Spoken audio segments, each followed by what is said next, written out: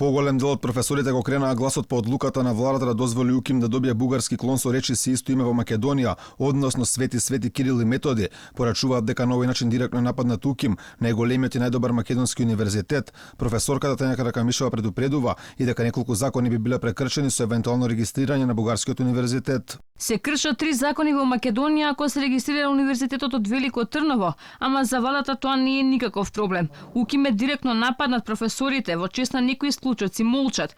Тоа е таа конформистичка интелектуала. За владината одлука да му даде акредитација на Свети Кирил и Методи од Велико Тарново, професорот Атанас Кирјаковски вели дека е системски напад од власта и побугарчување на македонскиот идентитет.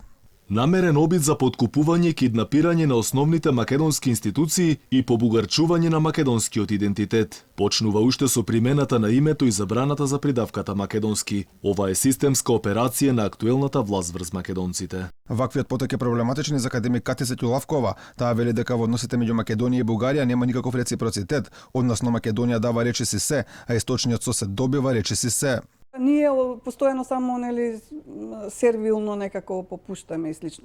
Во принцип треба да имаме размена врз принцип на реципроцитет.